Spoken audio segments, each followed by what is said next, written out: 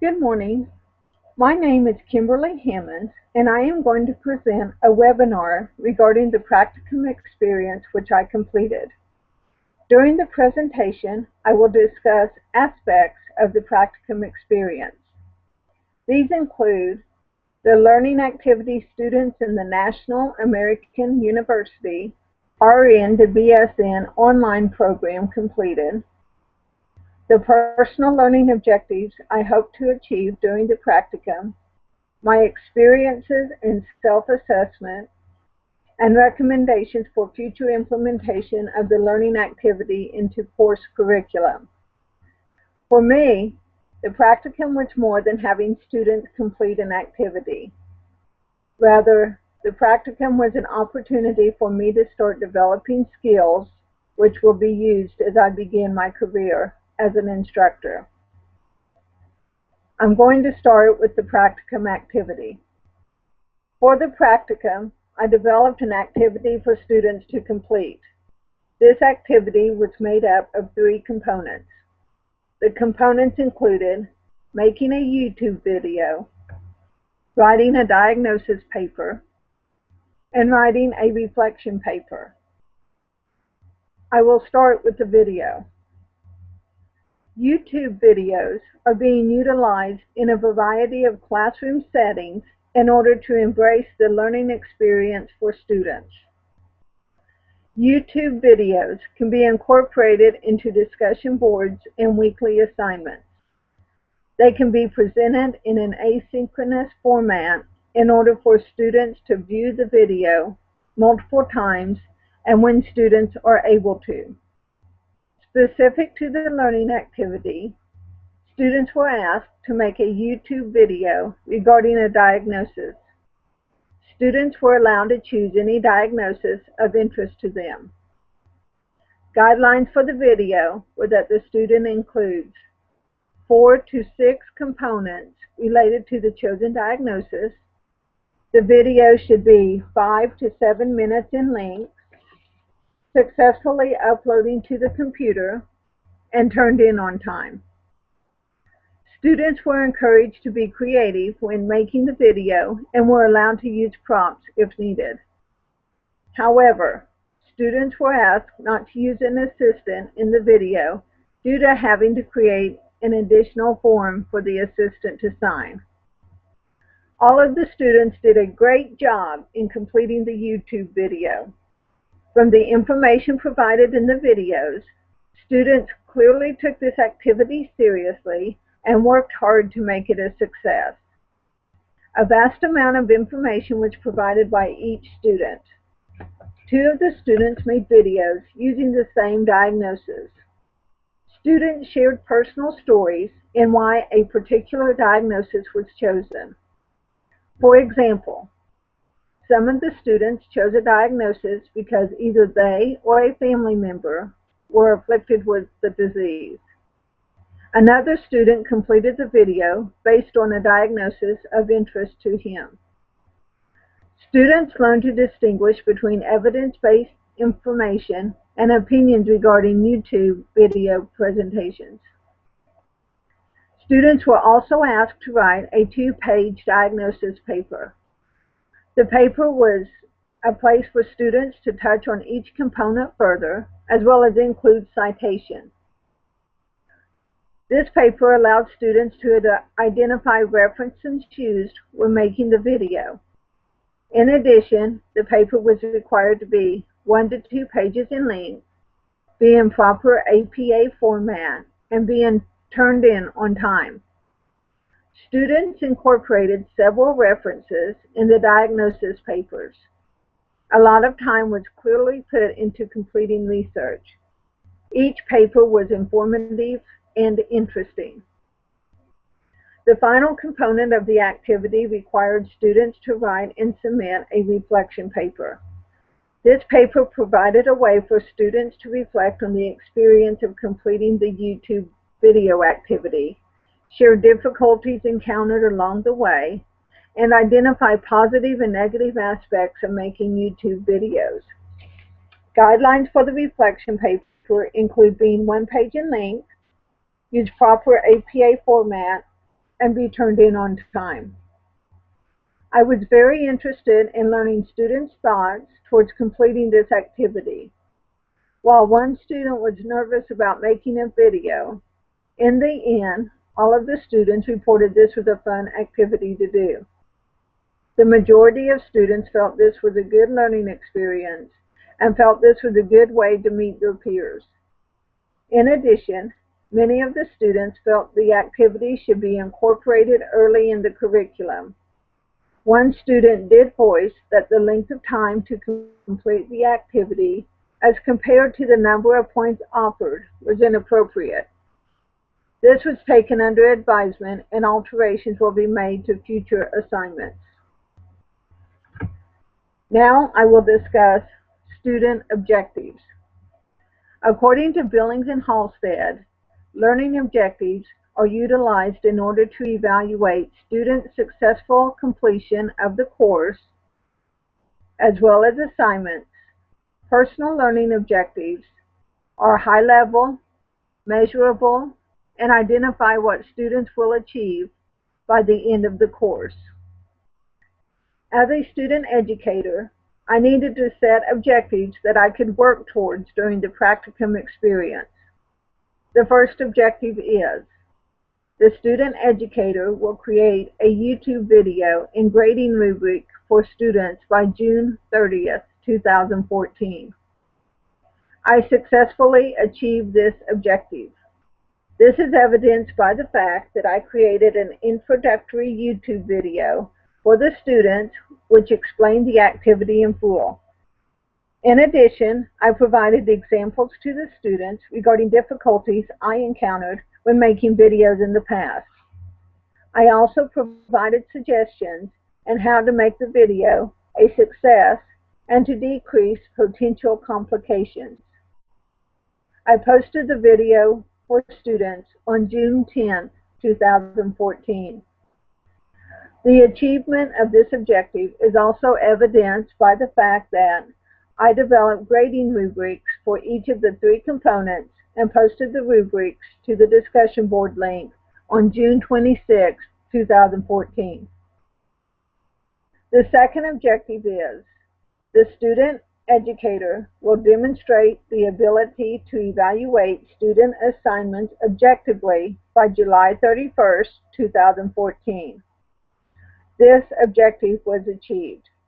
To use an example, I had the opportunity to grade the YouTube videos, diagnosis papers, and reflection papers for the activity. In addition to grading the activity components, I also graded students' discussion board postings and assignments throughout the course. I found this to be a beneficial tool as I worked with students throughout the quarter. The third objective is the student educator will apply 2 tools when providing feedback to students by August 15, 2014. I achieved this final objective as well. This is evidenced by the fact that I provided written feedback to each student regarding written assignments. In addition, I responded to students' discussion board postings and provided feedback in my responses. The second method by which I provided feedback is through video. I created a YouTube video for each student in order to provide feedback regarding the individual student's video. I must admit, this was not my original plan. I had planned to provide audio and video feedback to each student when grading assignments. However, being a student educator, I did not have access to this particular feedback tool in the assignment section. Now let's discuss positive aspects I experienced of the activity and practicum experience. I found the practicum experience to be essential to my learning. I gained valuable knowledge and hands-on experience, which I will be able to incorporate into future classes as I begin my journey as a nurse educator. Specific to the practicum experience, I will discuss 3 aspects, which include working with the preceptor, building rapport with students, and feedback methods which can be utilized when grading student performance.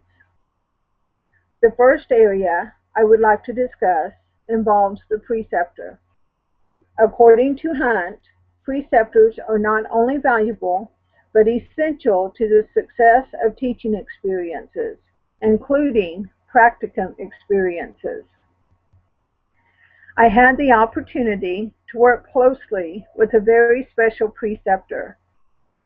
I was lucky enough to have been in my preceptor's class on several occasions. Not only did I learn a lot of information when I was in the RN to BSN program, but I was able to further enhance my knowledge as a result of this individual being my preceptor.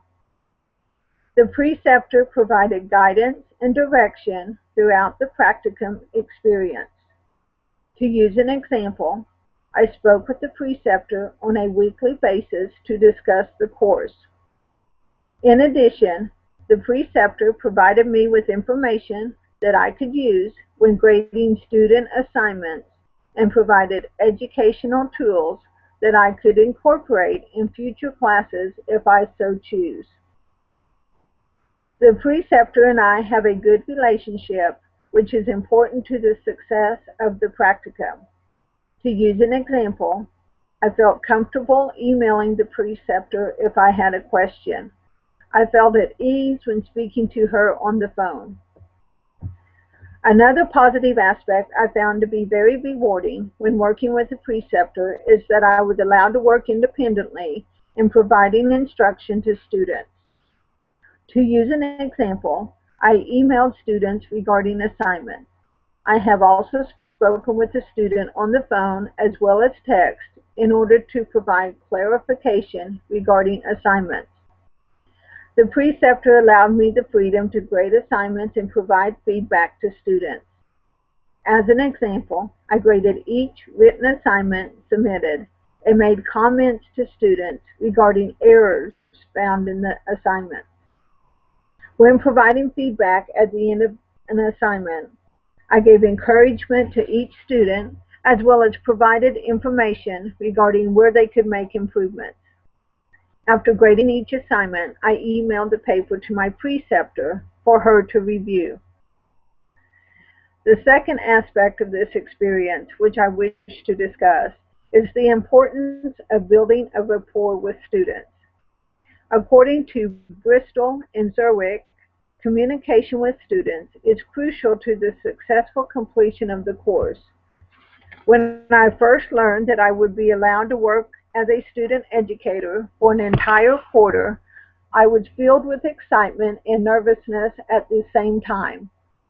I was excited to take on this new experience. I was also nervous because I was unsure of how students would react to my being a part of the class and giving them an assignment to complete. I was pleased to find that I was welcomed by all of the students. I found the students to be approachable and easy to work with.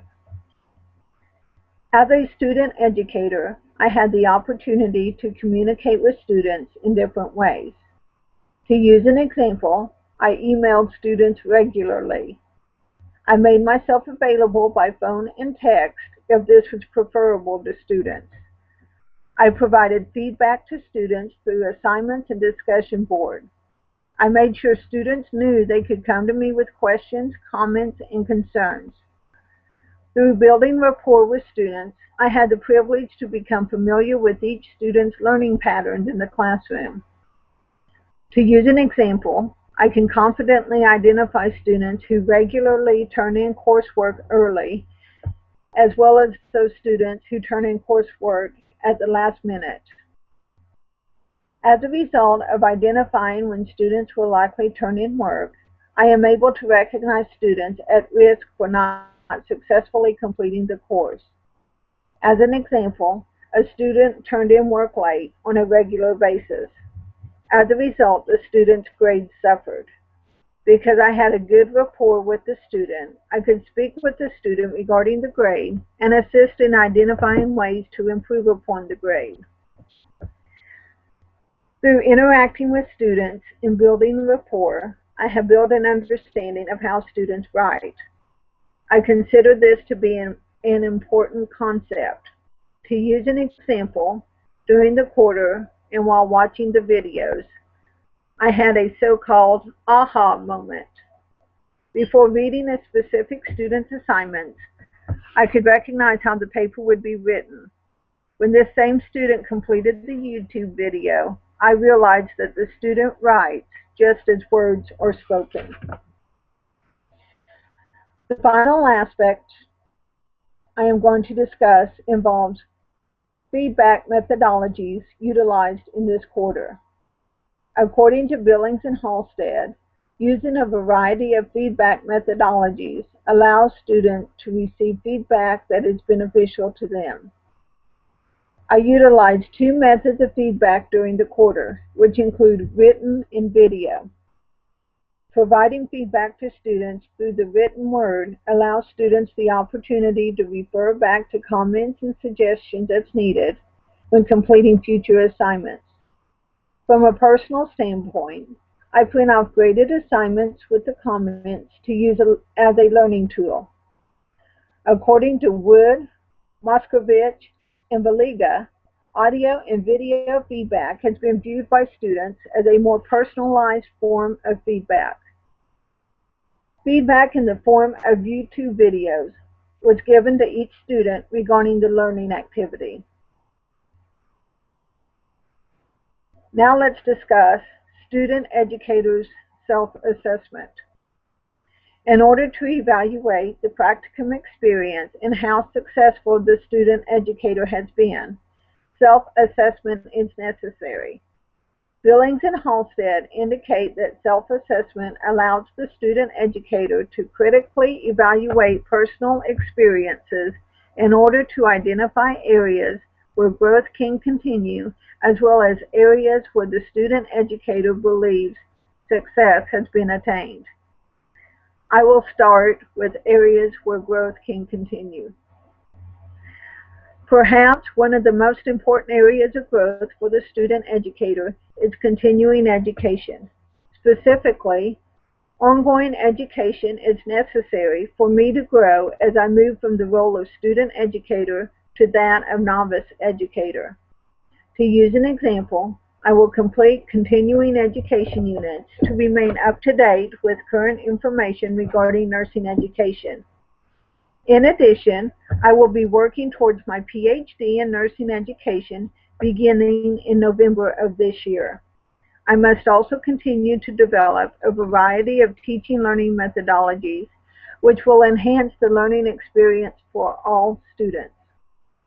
As a result, I will take into consideration the various types of learners which I may encounter. Another area of growth involves Socratic questioning. I will continue to develop this skill as I work with students in the future. As an example, I will ask high-level critical thinking questions rather than simple yes or no questions. Recognizing students who are culturally diverse and may have special needs is imperative to the success of students. By recognizing students that are culturally diverse, I will be able to offer additional assistance or make recommendations for help, such as tutoring. Now I will discuss the student educator's successes. Through self-assessment, the student educator will be able to recognize successes. One such success for me is the ability to build a good rapport with students and act as a mentor. Although I feel I have built a good rapport with all of the students in the course, one particular student comes to mind. I have seemingly spent more time guiding this same student throughout the quarter. As a result of providing continual encouragement and guidance, the student turned in the last two assignments on time and scored higher than in previous weeks. I have also developed increased time management skills during the practicum experience. As an example, I have been able to take on several roles, which include student, student educator, full-time employee, and committee chairperson. My work has been submitted in a timely manner for all roles. As a result, I am confident that I will be able to fill the roles of student, full-time employee, nurse educator, and committee chairperson in the future. Another important success I have achieved is patience. Patience is vital when in the role of educator. To use an example, there will be students that consistently turn in work at the last minute, if not late. As an educator, I have to realize that not all students perform or complete work in the same manner. As the saying goes, patience is a virtue. Providing constructive and positive feedback is an important concept which I feel I have learned. Students respond to constructive feedback in different ways. Consistency is crucial when providing information to students. Providing positive feedback to students in addition to constructive feedback is important. Students will likely respond better to an instructor who provides both types of feedback rather than just providing constructive feedback. I have successfully been able to identify students who are experiencing personal struggles. To use an example, one of the students who is conscientious about turning in completed assignments early and of excellent quality neglected to complete one of the components of one of the assignments. I recognize that this is not natural for the student. Recommendations for future practicums. Through the entire quarter, I have worked with not only my preceptor, but the students as well. I have learned a vast amount of information as a result of this experience. Because of this, I am able to make the following recommendations regarding the practicum experience. First, nurse educators must take the initiative to try new methods of teaching in order to sustain students' interest in the information being presented. Students learn in a variety of ways, and the educator must look for new and innovative methods by which to present information. Students want to learn, and by utilizing a variety of teaching methods, students will remain interested in learning. A second recommendation is to provide activities which will allow students to work independently and to increase the level of interest exhibited by each student. By allowing students to choose a diagnosis of interest, I believe this assists in making the activity a success. Third, I would recommend incorporating the YouTube activity into the RN to BSN curriculum with National American University. From the feedback received, students felt this would be a suitable activity in order to get to know classmates. I agree with this. As a result of incorporating this activity into the curriculum, the camaraderie among students will be increased. And finally, I recommend the ongoing participation of National American University nursing faculty in the practicum experience for the National American University Master's Level Nursing Students online program.